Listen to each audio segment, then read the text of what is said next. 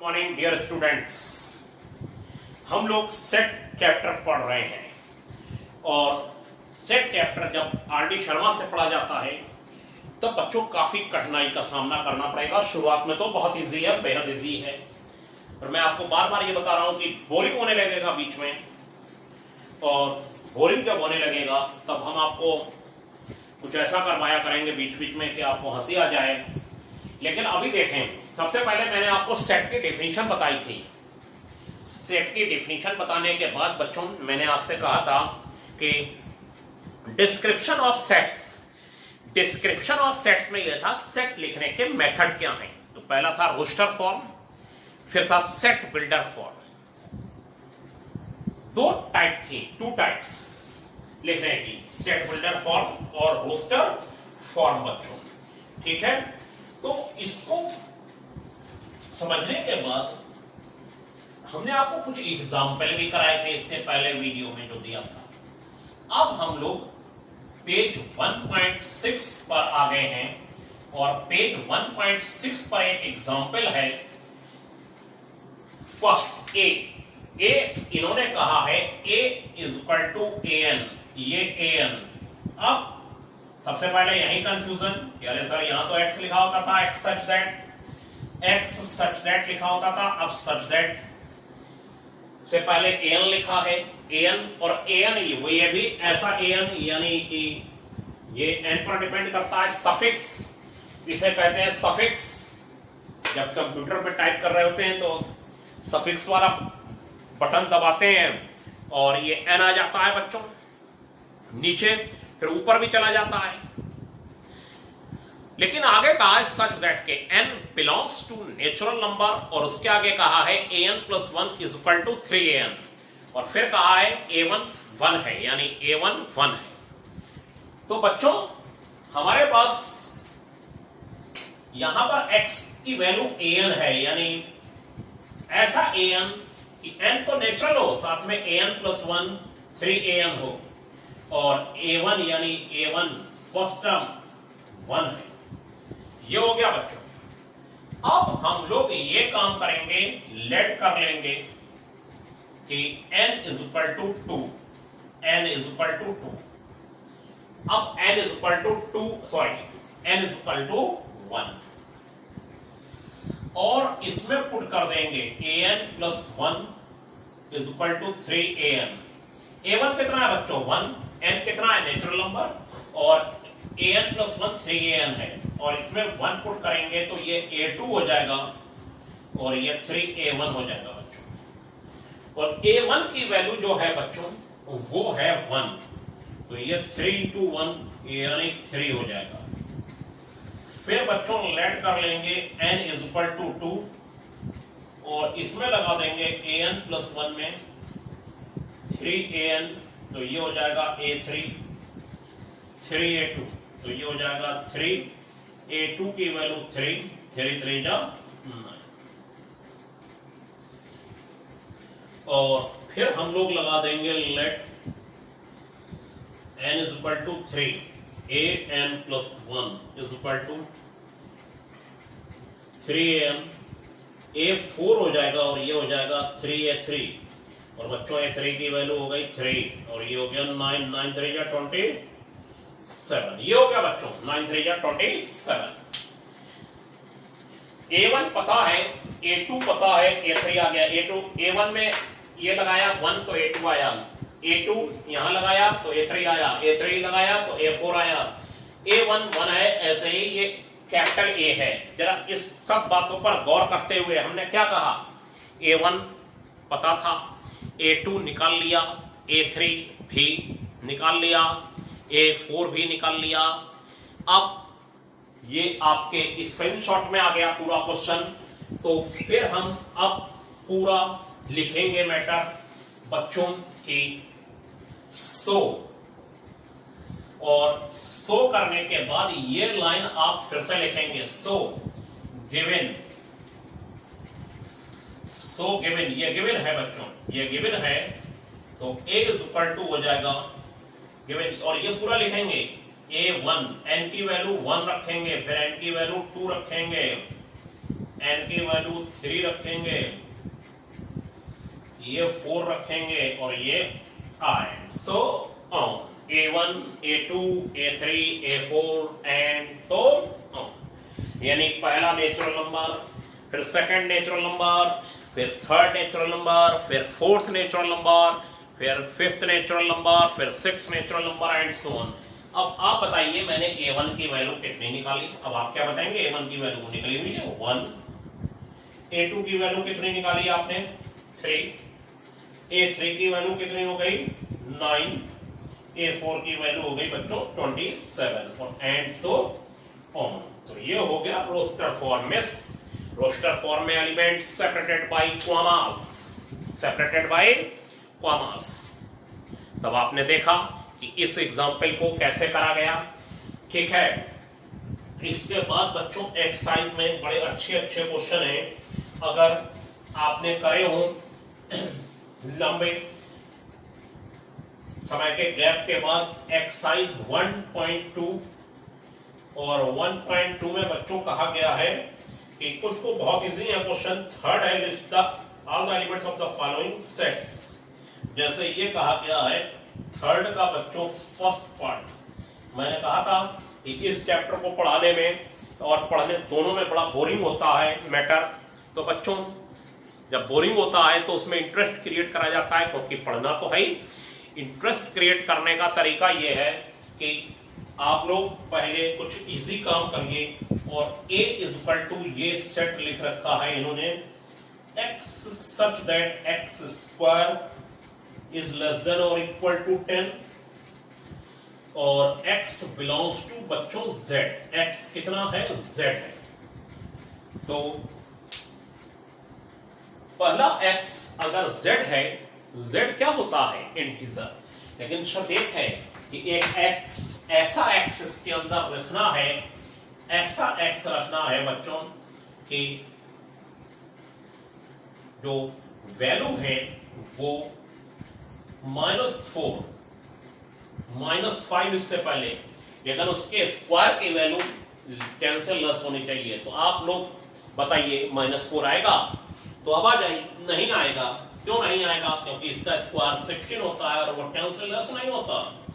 -3 बच्चों आएगा। क्यों आएगा -3? इसलिए आएगा बच्चों क्योंकि इसका स्क्वायर 10 से लेस होता है और 10 से लेस वैल्यू ली जाएगी। और वो कंडीशन क्या है? x की कितनी कंडीशन है कि x स्क्वायर 10 से लेस होना चाहिए बच्चों या बराबर होना चाहिए। दूसरी कंडीशन क्या है?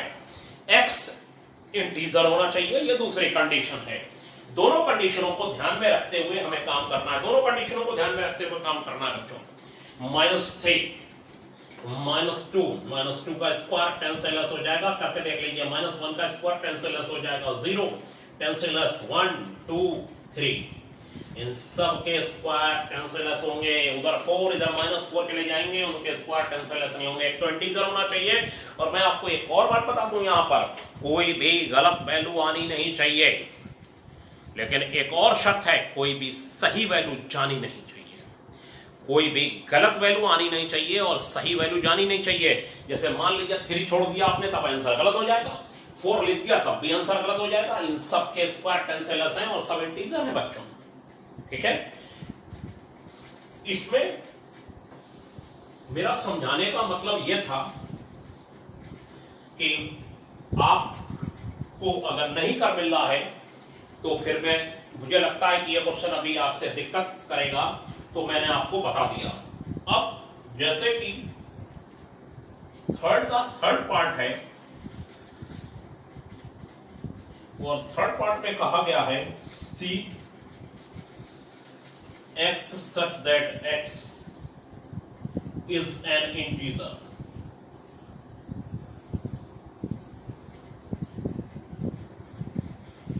और ये -1/2 x और ये 9/2 ये हो गया बच्चों। ये है x इज एन इंटीजर और x की वैल्यू -1/2 से 9/2 के बीच है। तो बच्चों हम लोगों को ध्यान रखना होगा कि x एक इंटीजर होना चाहिए और साथ में वो -1/2 यानी -0.5 से x की वैल्यू 4.5 के बीच हो बच्चों, इसके बीच हो -0.5 और 4.5 के बीच हो। अब इसके बीच के कितने भी इंटीजर हैं वो लिख दीजिए। एक तो आएगा, क्या आना चाहिए बच्चों बताइए आप लोग। हाँ आवाज नहीं आ रही है, 0। अच्छा वो आवाज कहां से आएगी, आप तो वीडियो में हैं इस समय देख रहे हैं। 0 1 2 3 4 -0.5 बच्चों ये होता है 0 और -1 यहां और -0.5 यहां होगा बच्चों, और 1 2 3 4 और ये बच्चों 4.5 हो गया। अब आप देखें -1 और ये -0.5, इन सबके बीच के जो इंटीजर होंगे वो होंगे 0 1 2 3 4 0 1 2 3 4, ये लिख दिएगा बच्चों। तो ये इसका आंसर हो गया। ये कौन सी फॉर्म है, सेट बिल्डर फॉर्म है, ये इसको रोस्टर फॉर्म में चेंज कर दिया गया। कंडीशन है x इंटीजर होना चाहिए और साथ में x की वैल्यू -1/2 से 9/2 के बीच होनी चाहिए। मैथ में यही कठिनाई है, मैथ में हम सिर्फ टॉपिक पढ़ा के नहीं छोड़ सकते, हमें क्वेश्चन तो कराने ही होंगे हर हाल में। अब देखिए नेक्स्ट टॉपिक आ रहा है और वो है types of sets. Types of sets, ठीक है, अच्छा टॉपिक है, लिखते भी चलेंगे हम लोग और आप लोग भी अपनी कॉपी पे बच्चों लिखते चलिए। बच्चों अब जो नेक्स्ट टॉपिक है उसमें हमारे पास है types of sets. Types of sets में बच्चों हमारे पास ये बताना है मैं आपको कि टाइप्स ऑफ सेट में एक फर्स्ट सेट होता है empty set, second singleton set, third finite set, fourth cardinal number of finite set, fifth infinite set, sixth equivalent set और सेवेंथ बच्चों हो जाएगा इक्वल सेट। इक्वल सेट अब क्या होगा बच्चों, एम्प्टी सेट क्या होता है, डिफिनीशन आपको बुक से देख के लिख लेनी है, मैं आपको समझा दे रहा हूं बुक में और मैं लिखूंगा सेम है। A set is said to be empty or null or void set if it has no elements। Book में देख के लिखिए, मैंने जो बोला A set is said to be empty or null or void set if it has no elements and it is denoted by phi। एक ऐसा set जिसमें कोई भी एलिमेंट ना हो उसे फाई कहते हैं, यानी एम्प्टी सेट कहते हैं। और बच्चों ये हो गया अपना एम्प्टी सेट, एक EMPTY एम्प्टी सेट। और इसके बच्चों कई नाम हैं, ये हो गया नल सेट, ये हो गया वाइड सेट और ये बच्चों डिनोटेड बाय फाई। ये सिंबल है इसका फाई। नल का मतलब खाली, वाइट का मतलब खाली, एम्प्टी का मतलब खाली। एक ऐसा सेट जिसके अंदर कोई भी एलिमेंट ना हो वो नल सेट कहलाता है, फाई। और गलतियां पे गलतियां बार बार ये होती हैं कि ये फाई को लिखा जाता है ये this curly bracket, only curly bracket, इसके अंदर कुछ भी नहीं लिखा हुआ है। और लोग ये लिखिए चाहे ये लिखिए, ये नल सेट का सॉरी सिंबल है, ओनली सिंबल, ठीक। लेकिन अगर इसके अंदर फाई लिख देंगे कर्ली ब्रैकेट के अंदर, तब ये मान लिया जाएगा कि ये एक ऐसा सेट है जिसका एक एलिमेंट फाई है। ये एक ऐसा सेट है जिसका एलिमेंट कितना है बच्चों, फाई। और तभी ये बच्चों गलत हो जाएगा। और गलत, फाई नल सेट है और कर्ली ब्रैकेट ऐसे ही लिख दिया जाए ये भी नल सेट है। नल सेट, वाइड सेट या फिर एम्प्टी सेट, ये फाई और ये कर्ली ब्रैकेट सिर्फ। और अगर इसके अंदर फाई लिख दिया जो पहले मैंने लिखा था, तब मान लिया जाएगा ये set having element phi. Phi एक ग्रीक अल्फाबेट है, इस बात पर ज्यादा मत जाइए। ये फाई, ये नल सेट, ये दोनों नल सेट के सिंबल हैं। तो नल सेट समझ गए, जिस सेट में बच्चों कोई भी एलिमेंट नहीं होता है वो नल सेट कहलाता है। और ये सिंबल है इसका फाई। और एक कर्ली ब्रैकेट को लिख दिया जाए तो उसके अंदर कुछ ना लिखा जाए तो वो भी नल सेट का सिंबल है। ये दोनों सिंबल हैं। ये दोनों क्या है बच्चों, ये ये भी ये और ये बराबर बात है, ये सिंबल है, लेकिन इसके अंदर बच्चों फाई ना लिख दीजिएगा। इसके अंदर फाई अगर करली ब्रैकेट में लिख देंगे तो ये फिर गलत जवाब। ठीक है, अब singleton set, set consisting of an single element is called a singleton set. एक ऐसा सेट जिसके अंदर सिर्फ एक सिंगल एलिमेंट होता है उसे सिंगलटन सेट कहते हैं। अब एक चीज ऊपर रह गई थी, एम्प्टी सेट। एम्प्टी सेट का एक मैं एग्जांपल आपको दे देता हूं यहां पर। अगर मैं एग्जांपल आपको दे दूं तो एग्जांपल आपको देने के लिए मेरे पास ये रहेगा कि एक ऐसा x कि x जो है वो नेचुरल नंबर है और x की वैल्यू जो है बच्चों वो 1 और 2 के बीच में है। एक ऐसा x की वो नेचुरल है और साथ में x 1 और 2 के बीच में है। बताइए क्या ऐसा हो सकता है कि अभी मैं सिंगलटन छोड़ दिया है, एक ऐसा x हो कि x नेचुरल हो साथ में 1 और 2 के बीच में हो। 1 और 2 के बीच में बताइए कौन सा नेचुरल नंबर होगा? कोई भी नहीं हो सकता। इसको होल्ड करेगा तो ये नहीं होगा, इसको होल्ड करेगा तो ये नहीं होगा। दोनों कंडीशन एक साथ होल्ड नहीं हो सकते, किसी कीमत पर नहीं हो सकते। इसीलिए इस सेट में सेट बिल्डर फॉर्म है, इसको रोस्टर फॉर्म लिखा जाएगा। तो ये बच्चों नल सेट है, यानी एक कर्ली ब्रैकेट लिख दिया जाएगा नल सेट, या फिर इसको फाई बच्चों लिख दिया जाता है। क्या लिख दिया जाता है? फाई। ठीक है, ऐसा x लिखना था इसके अंदर कि वो नेचुरल हो साथ में 1 और 2 के बीच में हो। ऐसा x हो ही नहीं सकता कि वो नेचुरल होने के साथ 1 और 2 के बीच में हो, तो इसे नल सेट कहा जाता है। ये इसका एग्जांपल है। पहले मैं आपको क्या बोली डेफिनेशन मैंने बोला, बुक से लिख दीजिएगा। Null set, void set, empty set, ये इसके नाम है 3। फिर एग्जांपल इसका ये है और सिंबल ये है। एग्जांपल में सिंबल आ गया, सिर्फ ये नल सेट हो गया। ठीक है, और सिंबल और एग्जांपल सब बताने के बाद अब अगले टर्म पर आते हैं, singleton set. A set consisting of a single element is called a singleton set. नाम ही काफी है, कुछ चीजों का नाम ही काफी, आपने ऐड देखे होंगे पुराने, सिर्फ नाम ही काफी है।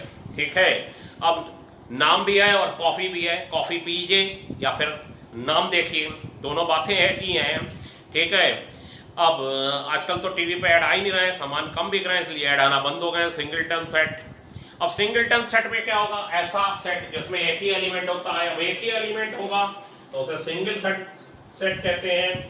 जैसे ये ए लिख दिया, दूसरा एग्जांपल, ये एग्जांपल है बच्चों, और जैसे ये लिख दिया 3, सिर्फ एक एग्जांपल।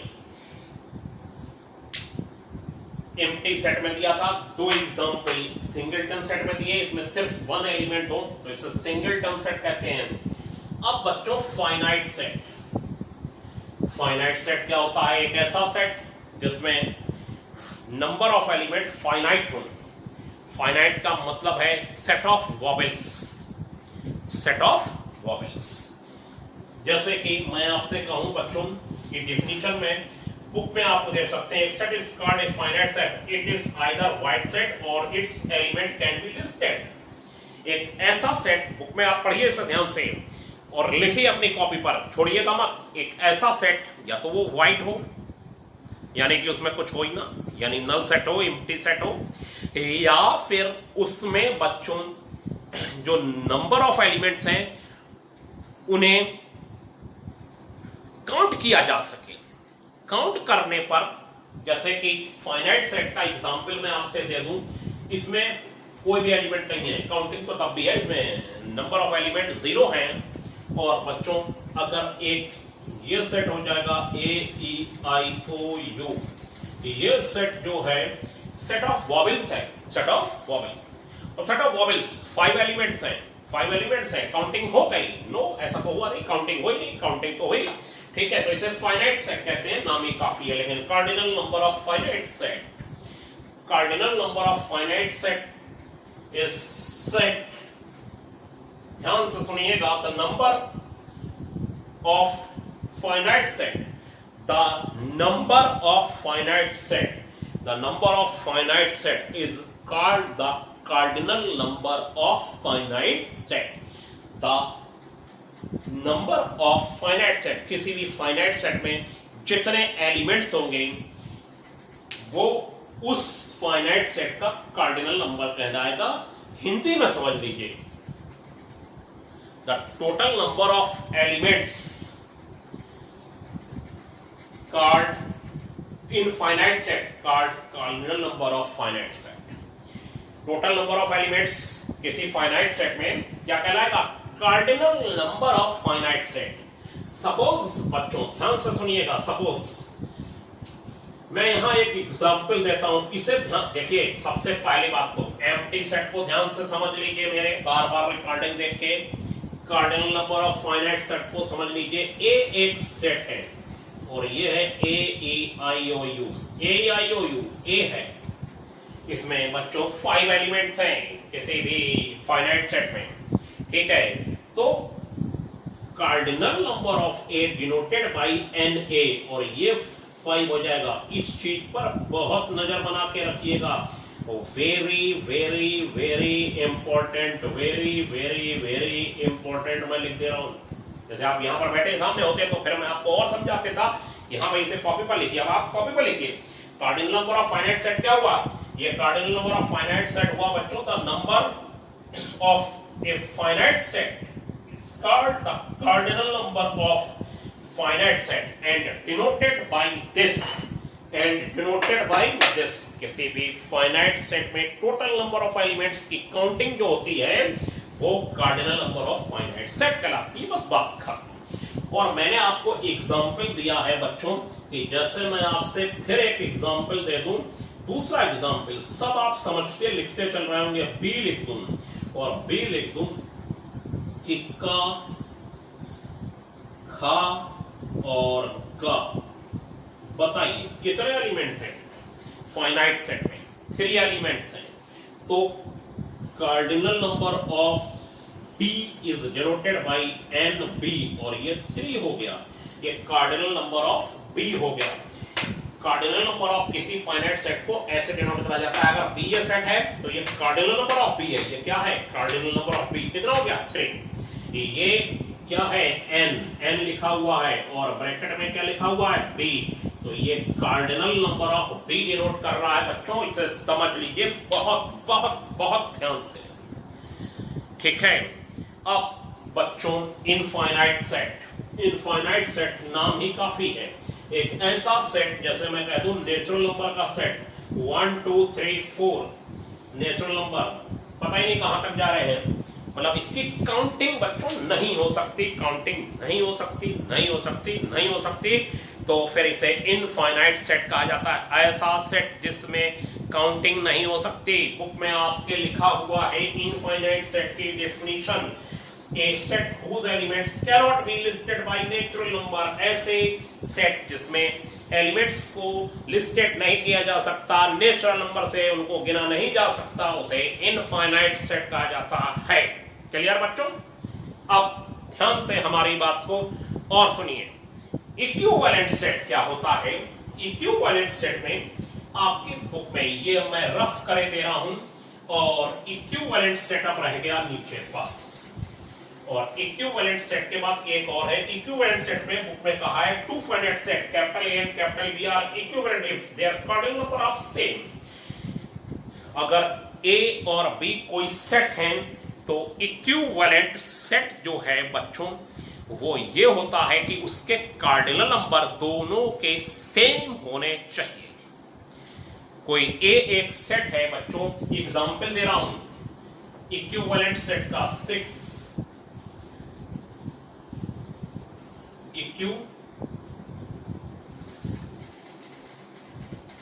Equivalent sets. ये हो गया आपका ए 1 2 3, और बी हो गया का खा गा। बच्चों ए और बी के कार्डिनल नंबर क्या है? Same. Here cardinal number of A is equal to cardinal number of B. Then A and B are equivalent set. A और B कैसे सेट कहलाएंगे बच्चों? Equivalent set.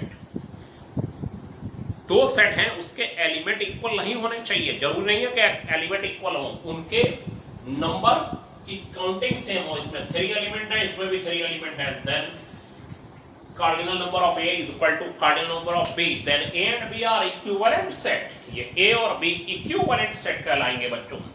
अब एक और रह गया है, बुक से सब डेफिनेशन लिख लीजिएगा, इक्वल सेट। और बच्चों इक्वल सेट में आप ध्यान से देखिए, इक्वल सेट में ये कहा जाता है कि ऐसे दो सेट, इक्वल सेट में ये कहा गया है ऐसे दो सेट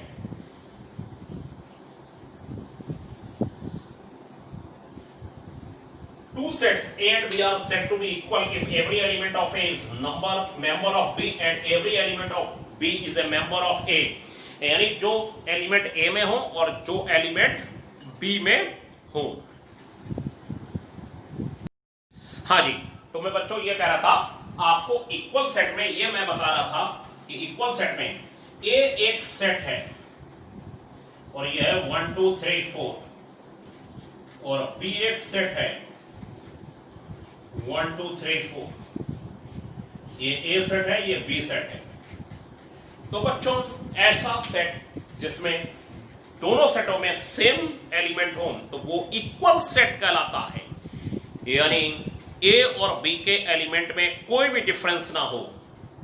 देखिए अब आपको मैं बताऊं, आप लोग इंग्लिश अच्छी जानते हैं, इंग्लिश मीडियम वाले, आपको लगेगा इक्विवेलेंट और इक्वल ये तो बात एक ही हुई सर, इसमें क्या डिफरेंस है?